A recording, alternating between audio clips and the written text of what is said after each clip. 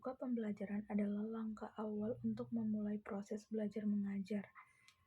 Guru membuka pembelajaran dengan mengucapkan salam, doa pembuka, mengecek kehadiran, serta memberikan motivasi kepada siswa-siswi.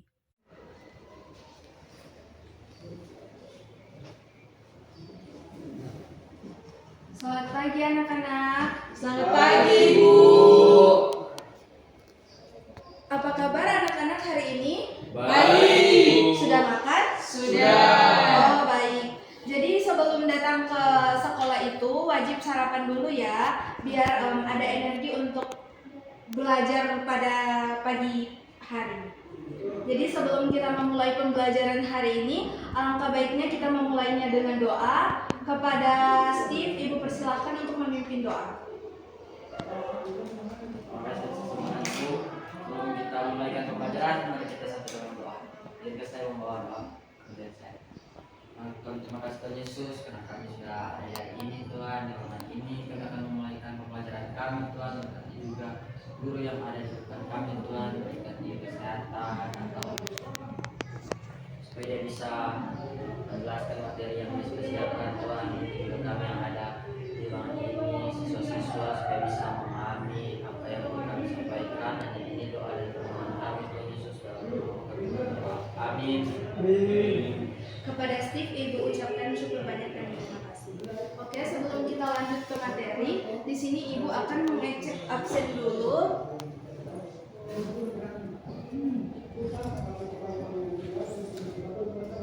Henry, Hadir, Bu. Maria, hadir Ibu. Victor, Hadir, Ibu. Steve. Hadir Ibu. Oke, baik. Hadir semua ya pada pertemuan kali ini. Menjelaskan adalah guru menjelaskan materi kepada siswa-siswi secara jelas dan sistematis. Pertemuan kali ini kita akan membahas tentang masalah sosial akibat globalisasi dan era digital.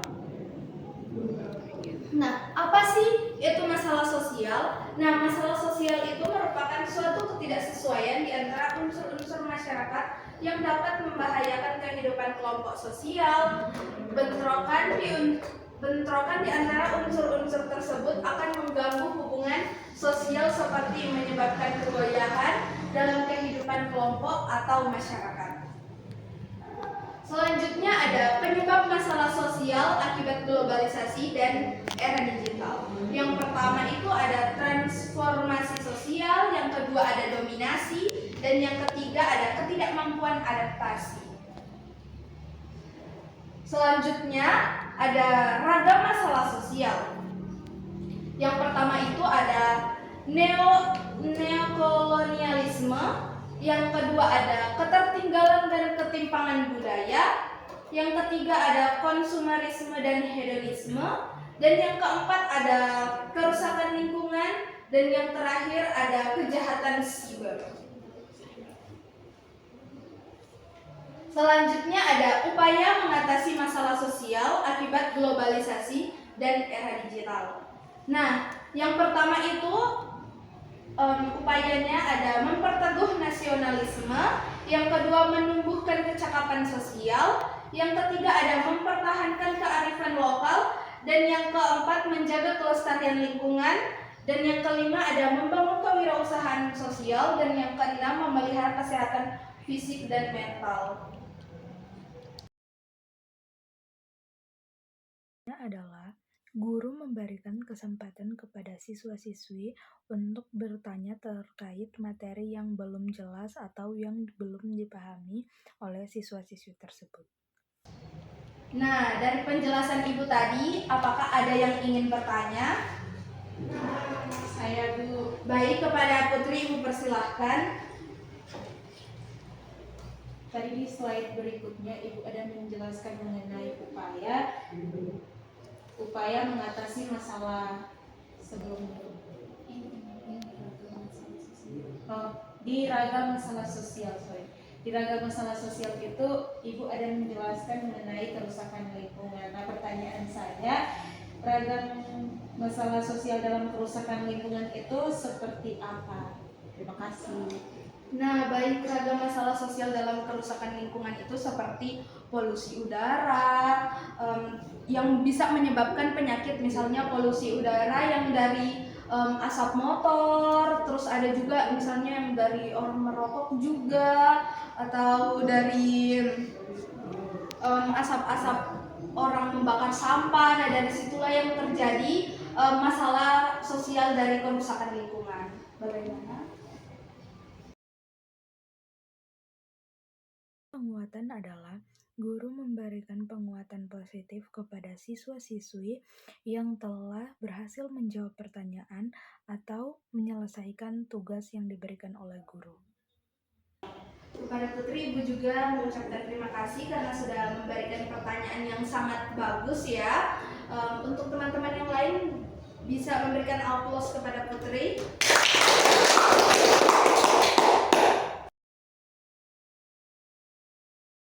Variasi adalah guru membagi siswa dalam bentuk kelompok untuk meningkatkan partisipasi siswa dalam bekerja sama untuk mencapai suatu tujuan bersama. Nah, jadi di sini Ibu akan membagi kalian menjadi kelompok-kelompok kecil. Nah, yang pertama itu Handri sama Putri, kelompok 1. Yang kelompok 2 itu Steve sama Victor. Mengelola kelas adalah guru mengatur kegiatan belajar dan menangani yang terjadi di dalam kelas. Nah, Ibu minta kalian saling berhadapan karena kalian akan berdiskusi dan bertukar pikiran. Karena Ibu akan memberikan tugas diskusi untuk kelompok. Nah, untuk kelompok 1, Ibu minta kalian mencari dampak positif dan negatif dalam globalisasi di era digital saat ini. Nah, kalau kelompok 2 itu cara mengatasi penyebaran informasi yang tidak benar dan hoax di media sosial. Bisa diulangi Bang, Bu? Cara mengatasi penyebaran informasi yang tidak benar dan hoax di media sosial. Sudah? Kalau kelompok 1 Ibu ulang, yang menjadi tugasnya yaitu dampak positif dan negatif di era digital saat ini. Sudah? Membimbing diskusi adalah guru membimbing diskusi kelompok untuk memastikan bahwa proses belajar mengajar berjalan dengan lancar. Oke, Ibu beri kalian waktu kurang lebih 5 menit untuk kalian berdiskusi. Nah, kalian harus bekerja sama, jangan ada yang cuma main HP, buka aplikasi yang tidak ada manfaatnya. Ayo bekerja sama, saling bertukar pikiran. Misalnya Handri tidak tahu atau kurang mengerti, nanti Putri bisa bantu untuk lebih memperjelas apa yang dimaksud tadi. Ibu kasih waktu 5 menit. Jika kalian sudah selesai berdiskusinya, nanti bisa angkat tangan mau kelompok mana yang ingin pertama ke depan.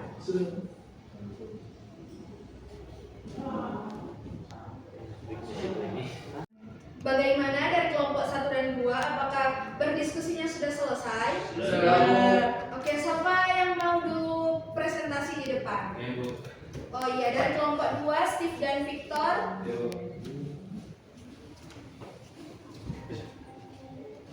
Terima kasih atas kesempatannya Ibu. Kami akan menjawab. Tadi kami sudah berdiskusi dengan pertanyaan yang Ibu berikan. Persilakan kepada teman saya. Baik, di sini mengatasi hoax. Mengatasi hoax di media sosial butuh sikap kritis. Jangan langsung percaya atau sebar atau saring. Cek fakta dengan teliti atau sumber judul provokatif, gambar atau video. Gunakan akal sehat. Laporkan ke platform atau kominfo serta tingkatkan literasi digital atau tidak mudah terprovokasi. Sekian dulu. Oke, dari kelompok 1 ada yang kurang jelas dari jawaban kelompok 2. Jelas, Bu. Oke, kalau sudah jelas beri aplaus untuk kelompok 2. Oke, selanjutnya kelompok 1 silahkan maju di depan.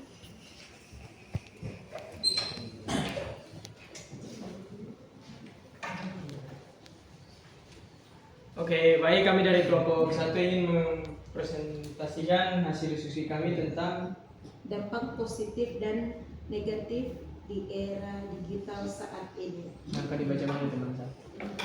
Dampak positif di era digital saat ini yang kami diskusikan yaitu yang pertama, akses informasi sangat cepat dan luas. Nah, jika dulu itu kita masih menerima informasi dari koran, jadi itu kan kurang update. Nah, sekarang itu ada di web kita bisa lihat di Google juga, di berita-berita itu lebih cepat ketimbang dahulu. Nah, yang kedua itu kemudahan komunikasi. Dulu itu kan telepon genggam belum gitu, jadi masih pakai surat. Nah, sekarang itu sudah boleh telepon secara langsung, bahkan video call. Yang berikutnya itu dampak negatif di era digital yaitu penyebaran hoax dan informasi menyesatkan, di mana informasi dapat tersebar sangat cepat tanpa verifikasi. Yang kedua, ketergantungan pada teknologi. Banyak orang sulit lepas dari gadget yang dapat mengganggu produktivitas dan kehidupan sosial. Oke, baik, itulah dari hasil dari paparan kelompok kami. Jika ada yang ingin bertanya, silakan. Dari kelompok 2, bagaimana, sudah jelas atau ada yang kurang jelas bisa ditanyakan ke kelompok 1? Sudah jelas, Bu. Oke, baik, jika sudah jelas beri aplaus untuk kelompok 1. Oke, silakan duduk. Oke, baik, kursinya bisa dirapikan kembali seperti semula. Nah, baik, jadi kelompok-kelompok tadi sudah menjelaskan apa yang Encik kasih.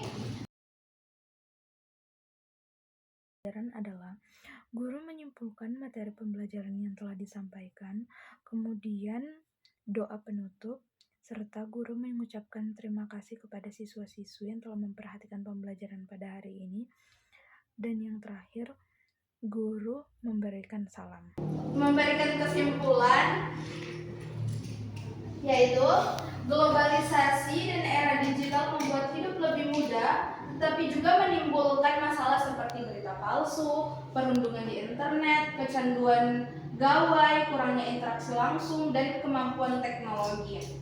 Masalah ini muncul karena banyak orang belum paham cara menggunakan teknologi dengan baik, dan perubahan zaman terjadi secara cepat. Karena itu kita perlu memakai teknologi secara bijak, meningkatkan literasi digital, serta menjaga sikap dan nilai-nilai sosial agar dampak negatifnya dapat dikurangi.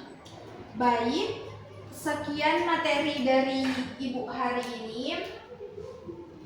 Apabila ada pertanyaan, bisa ditanyakan di minggu depan pada saat pertemuan di hari Selasa.